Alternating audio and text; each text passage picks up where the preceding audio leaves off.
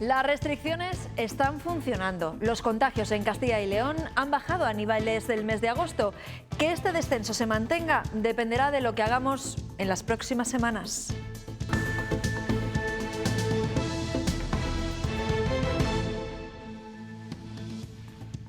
Son unos días muy especiales, pero la irresponsabilidad puede llevarnos a que estas sean nuestras últimas Navidades. Buenos días. No solo el vicepresidente de la Junta vuelve a advertirnos de que estas Navidades no pueden ser las de otros años. También desde el Ministerio de Sanidad y la Organización Mundial de la Salud lanzan mensajes parecidos. Luego les escuchamos. Es martes, 1 de diciembre.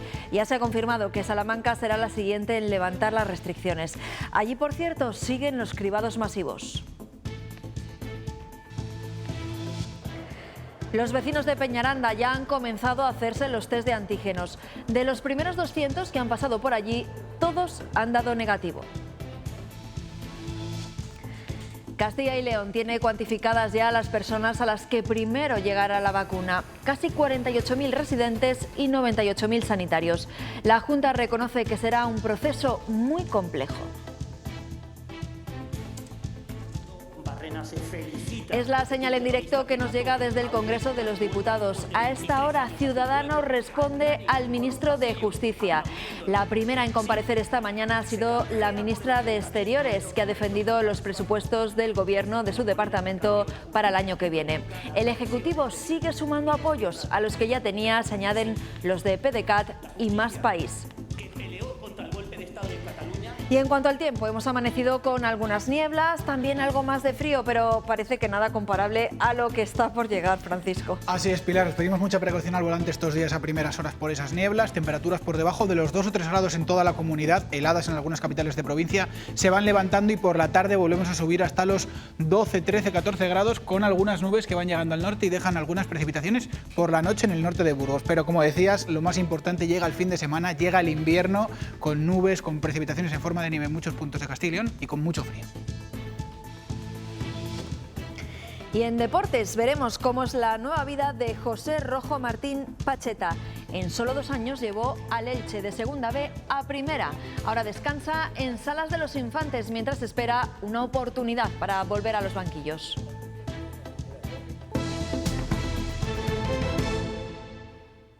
Desde el mes de agosto, Castilla y León no registraba una cifra tan baja de contagios. Se han contabilizado 296 nuevos positivos. Ahí tienen la cifra. Eso supone un descenso de un día para otro de 300 casos. Ninguna provincia se sitúa por encima de los 70 positivos. También baja considerablemente la cifra de fallecidos hasta los 18. 15 de esas muertes se han producido en hospitales y 3 en residencias. Ese descenso está ligado a las restricciones. Parece que las limitaciones están funcionando. Desde el 31 de agosto, Castilla y León no registraba una cifra diaria de contagios tan baja, 296. Lo que está claro es que funcionan las medidas restrictivas. Así lo asegura la Junta tras confirmar la tendencia descendente en los contagios de esta segunda ola. De los más de 950 casos por cada 100.000 habitantes en 14 días de hace 2 semanas, se ha bajado a 590. A esta situación se ha llegado sin recurrir al confinamiento domiciliario, aunque las restricciones son numerosas. 24 de octubre entra en vigor el toque de queda. Desde las 10 de la noche, la imagen de las calles de nuestra comunidad es esta. 6 días después, Castilla y León se cierra perimetralmente, una medida que de momento se mantiene. 6 de noviembre, hostelería, centros comerciales y gimnasios tienen que cerrar. Y así siguen, salvo en Segovia y Ávila, a la espera de que en breve también puedan abrir en Salamanca. A estas restricciones se unen medidas como los test masivos en varias provincias. Con este panorama y para evitar que la gente se relaje, el gobierno regional manda este aviso. Son unos días muy especiales, pero la irresponsabilidad puede llevarnos a que estas sean nuestras últimas Navidades. Es la respuesta a las imágenes de aglomeraciones de gente de este fin de semana y a las que, tras el descenso de los contagios, puedan repetirse esta Navidad. Bueno, pues ya lo han escuchado, la evolución es tan buena que va a permitir que más provincias puedan levantar sus restricciones a partir de este viernes. Es el caso de Salamanca, lo confirmaba el vicepresidente de la Junta, Francisco Igea. Con toda seguridad, una de las provincias que podrá abrir este fin de semana es la provincia de Salamanca. Salamanca podrá así reabrir desde el viernes la hostelería, los centros comerciales y deportivos, porque deja atrás el umbral de los 400 positivos por cada 100.000 habitantes. Ese anuncio ha sentado muy bien entre los salmantinos. Dicen estar satisfechos de poder por fin relajar un poco las medidas. Creo que sí. Yo creo que sobre todo el toque de queda impide muchas veces, es una buena medida para prevenir contagios. Entendemos que es una situación de la que tenemos que salir entre todos y tiene que ser cumpliendo las medidas. Se nota mucha menos vida social, evidentemente, el toque de queda. Sí, yo creo que sí, que se están haciendo las cosas bien. Junto a las restricciones ha demostrado que los cribados masivos son también herramientas útiles para detectar de forma rápida posibles positivos. Allí en Salamanca hoy van a continuar los cribados masivos con test de antígenos. Han comenzado en Peñaranda de Bracamonte. Pretenden llegar a 10.000 vecinos de 20 municipios. Los primeros 200 que ya han pasado por allí, todos han sido negativos. Ana Sánchez. Muchas gracias por venir. Es lo que se les está diciendo a todas las personas que acuden a este pabellón de Peñaranda de Bracamonte, tanto de esta localidad como de otros 19 municipios que componen la zona básica de salud. Ellos vienen para realizarse un test de antígenos de segunda generación y aquí les recibe un equipo de 24 profesionales, hay 6 equipos concretamente que están compuestos por una enfermera, por un técnico y por 2 administrativos. En caso de detectarse un positivo por COVID-19, lo conocería telefónicamente en menos de una hora y se pondría en marcha todo el operativo. Hay confianza en la fiabilidad de estos test y también en la población que está colaborando masivamente. Hay que hacerlo porque estamos en una situación muy mala. Yo es que trabajo de ayuda a domicilio, entonces hay que hacerse las pruebas porque los abuelos son los abuelos. Ha sido un poquito molesto, pero vamos, ha sido rápido. Y aunque seamos jóvenes, pues nos viene bien también saber, aunque normalmente no nos afecta tampoco gravemente, pero está bien saberlo para no contagiar. Las comunidades autónomas tendrán que analizar de nuevo esta semana con el Ministerio qué limitaciones se establecen durante las Navidades. Y entre ellas está ese máximo de comensales que algunas regiones quieren fijar en 6 y otras en 10. Pero también hay debate sobre si los niños deben contar. Castilla y León propondrá que sí lo hagan. Que los niños cuenten o no en las celebraciones navideñas para que salgan las cuentas. Comunidades como Cataluña estudian excluirlos de la cifra máxima de comensales, alegando su bajo índice de contagios. Castilla y León discrepa. Pero realmente no dejan de ser personas y cuentan como tal. Entonces, desde nuestro punto de vista, deberían de contar. Luego están las abuelas que hasta para esto tienen remedio. Si los niños no cuentan, los podemos poner para otro comedor, porque yo tengo 5 nietos. Al final, cada uno opina según la Navidad que se le presente. Es que si no llevan a los niños, la familia no se pueden reunir. Madrid y Cataluña planean extender a un máximo de 10 personas las que se reúnan en las mesas navideñas. El punto de vista de Castilla y León es más restrictivo. Que en aquellas comunidades autónomas, aquellos municipios o aquellas provincias donde tengamos una peor situación epidemiológica, el permitir ser un poquito más restrictivos. En esta cuenta de sumas y restas, Castilla y León pide no olvidar que la situación es aún muy preocupante. Bueno, pues a pesar del relajamiento de las restricciones en Navidad, seguimos escuchando las advertencias de las autoridades sanitarias. Será clave cómo nos comportemos para evitar una tercera ola de contagios en los primeros meses del año nuevo. En esta fecha hay que hacer un llamamiento al consumo responsable, por supuesto, y cómo no, a la aplicación del sentido común. Todos queremos estar junto a la gente que queremos en los periodos festivos, pero estar con la familia y los amigos es ponerles a ellos y a ti mismo en riesgo. Y el Consejo de Transparencia ha ordenado al Ministerio de Sanidad que dé a conocer los nombres del comité de expertos. Argumenta que prima el derecho a la información en estas decisiones relevantes frente a la protección de los datos. Recuerden que el Ejecutivo se ha negado hasta ahora a revelar esa información. Fernando Simón, en una rueda de prensa, llegó a negarse a la hora de hacerlos públicos.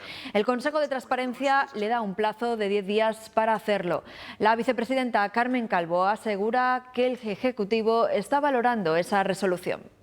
Como usted dice, son cifras, bueno. Las Navidades van a ser un buen termómetro para medir la buena tendencia de nuestro país, que se confirma con los datos del lunes. Prácticamente 20.000 contagios, contando, eso sí, con viernes, sábado y domingo. La incidencia, ya lo ven ahí, ha bajado en los últimos 14 días de los 300, pero eso sí, han muerto más de 400 personas durante el fin de semana.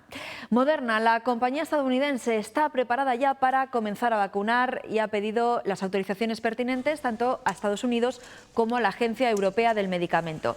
La compañía ha anunciado avances en la eficacia de sus dosis. Ha confirmado que superan el 94%. Quieren arrancar ya con la distribución el 21 de diciembre. No será la vacuna de Moderna, sino la de Pfizer, la que va a llegar primero a Castilla y León. La directora general de Salud Pública ha explicado que va a ser complejo que las vacunas puedan suministrarse en todos los centros de salud. Llegará primero a casi 48.000 residentes y 98.000 sanitarios.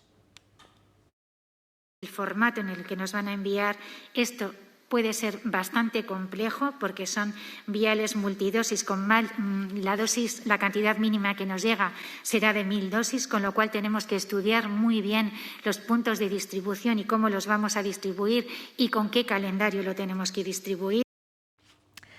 Cada vez son más los mayores que se sienten solos, abandonados y deciden desheredar a sus hijos. Jurídicamente es complicado, pero si logran demostrar esa soledad, la justicia acaba dándoles la razón en los cambios testamentales. La situación se multiplica en el medio rural. Desheredar a los hijos es una decisión dura, a veces incluso traumática. Una reacción desesperada ante el abandono y la soledad que se ha disparado desde el inicio de la pandemia. El confinamiento ha sido la gota que ha colmado el vaso para muchos de nuestros mayores y ha dicho: hasta aquí hemos llegado, tú no me estás cuidando, ni siquiera eres capaz de llamarme. En esta asociación asesoran a quienes han decidido dejar sin herencia a sus hijos. Las consultas que reciben han crecido casi un 500% en los últimos meses, más de 200 al mes, de las que en torno a una treintena terminan tramitándose. En algunos puntos rurales de Castilla y León hay un problema muy acuciante y muy grave, que es la soledad de esas personas que los hijos abandonaron un día esos pueblos y los contactos por discusiones, lo que ha hecho que haya un distanciamiento, pues se acentúe. Desheredar a los hijos no es sencillo, pero hay jurisprudencia que lo permite. El hecho de haber tenido una sentencia por maltrato por parte de los hijos en cuanto al tema de abandono haga que se impida el que los hijos puedan impugnar el testamento. De esa manera se hace efectiva el hecho de quitarles absolutamente todo. Es la última opción, pero por desgracia, cada vez más común. Y en las últimas horas, la exconsejera Pilar del Olmo ha criticado el modelo sanitario que está desarrollando Verónica Casado.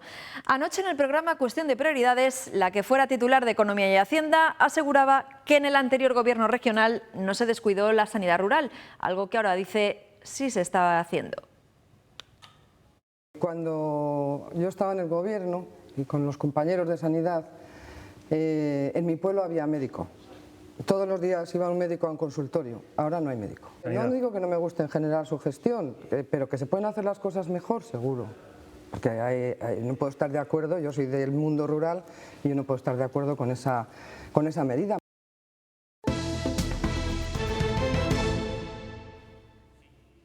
Es la señal en directo que nos llega desde el Congreso de los Diputados. La oposición está contestando al ministro de Justicia, que ha sido el segundo en comparecer esta mañana en la Cámara Baja.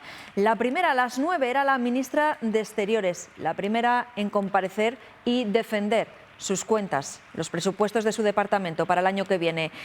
¿Cómo ellos van a ir pasando el resto de ministros? Parlamentario confederal de Unidas Podemos, En Comú Podem, Galicia en Común, tiene la palabra el señor Asens Llodrà. El Gobierno cuenta con los apoyos suficientes para aprobar esos presupuestos. A los apoyos que ya tenía se han sumado más en las últimas horas.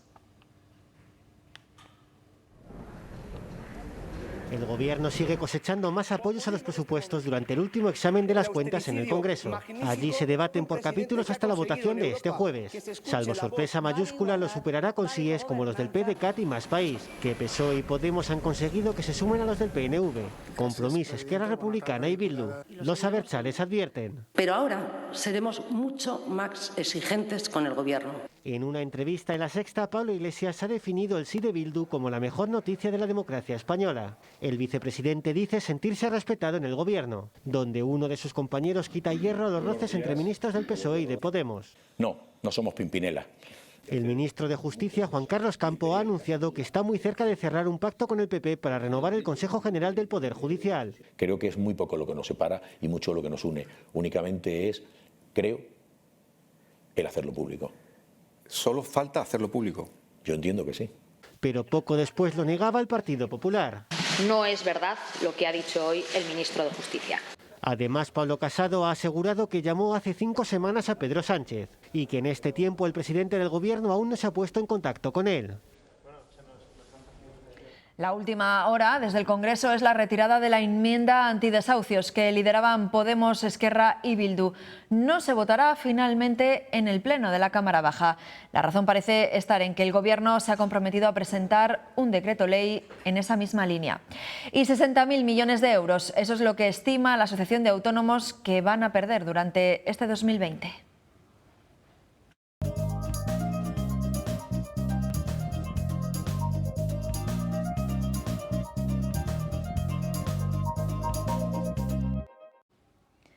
En su barómetro del mes de noviembre, ATA señala que ya casi el 30% declara pérdidas que superan los 30.000 euros. Además, más de medio millón de autónomos han solicitado el cese de actividad desde el pasado 1 de octubre. Hoy el Gobierno ha vuelto a subir la cuota a 3.200.000 autónomos. Habíamos pedido al Gobierno que tuviera sensibilidad, que hiciera un gesto con los autónomos ante la delicada situación que estamos viviendo. No es el momento de subida de cuotas. Si bien esto es una subida de tipo pactada en el año 2018, cuando la economía crecía a un ritmo del 3%, ahora estamos cayendo a un ritmo del 12%. Bankia encara hoy su junta de accionistas clave para aprobar su fusión con CaixaBank. Tras años de negociaciones, esa unión está cada vez más próxima. Está prevista para el primer trimestre de 2021. Si tuviese que concretar un objetivo para el nuevo banco, creo que ese debe ser liderar el sistema financiero español en unos momentos de profunda transformación como los que vamos a vivir en el futuro. La bolsa, que ha terminado noviembre con la mayor alza mensual de su historia, arranca diciembre también con incrementos. El IBEX 35 ha iniciado este martes con una subida del 0,47% y se sitúa por encima de los 8.000 puntos.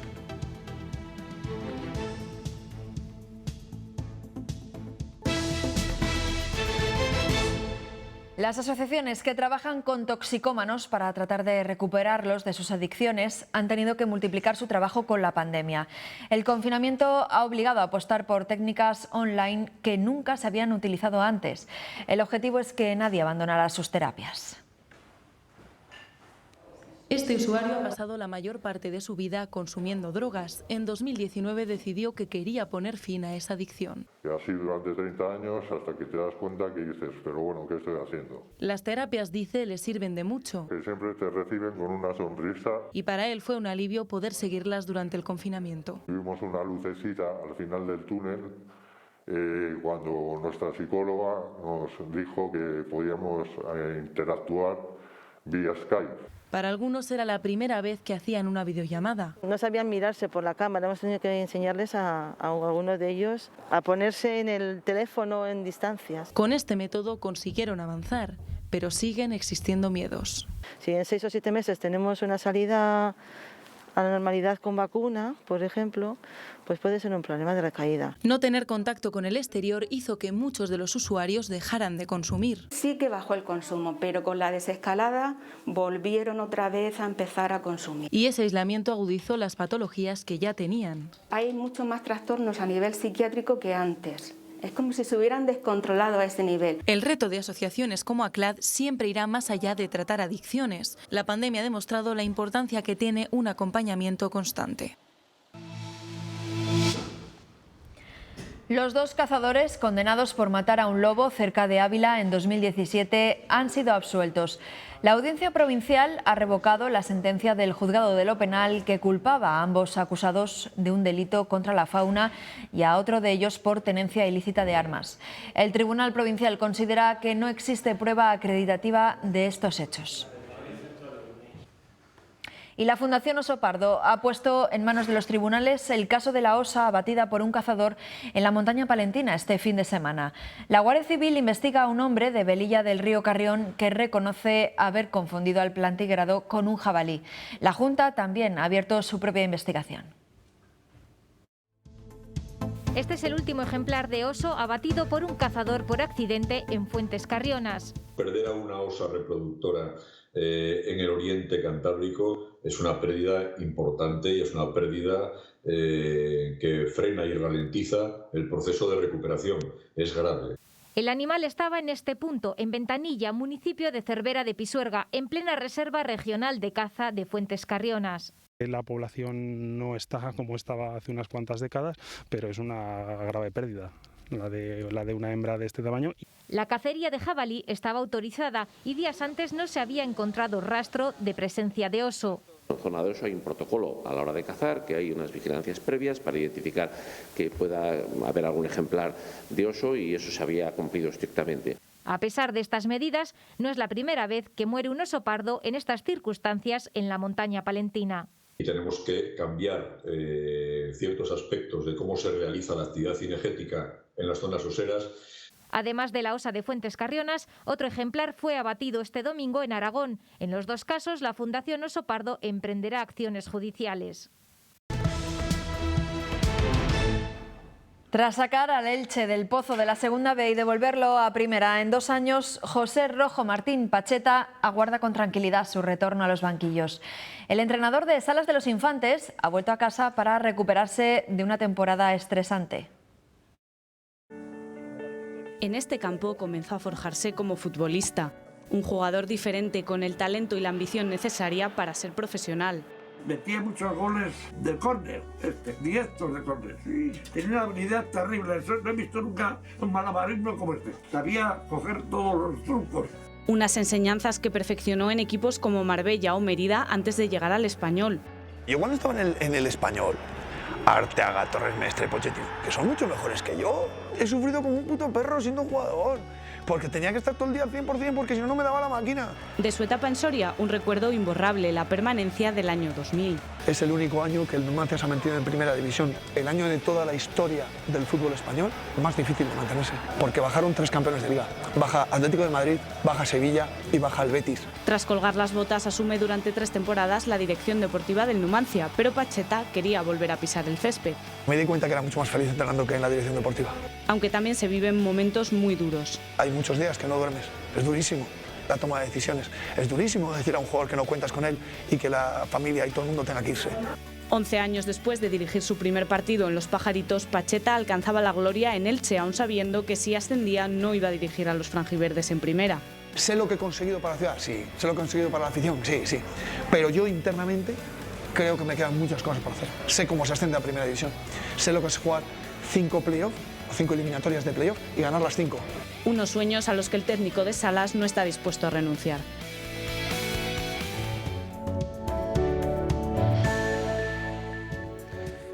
¿Qué tal? Muy buenos días. Siguen bajando las temperaturas. Hoy hemos amanecido por debajo de los 2 o 3 grados en toda la comunidad. 5 de las 10 más bajas de toda España se han dado en Castilla y León. Además, algunas nieblas a primeras horas por la tarde se van a ir deshaciendo, van a ir levantándose en las próximas horas y tendremos temperaturas muy parecidas a las de ayer, 13 o 14 grados, bajando, eso sí, en el sur. En el norte llegan algunas nubes que van a dejar algunas precipitaciones en puntos del norte de Burgos, pero lo peor nos espera a partir del viernes, donde van a bajar mucho las temperaturas. Vamos a tener ambiente invernal con precipitaciones en forma de nieve en muchos puntos de nuestra comunidad.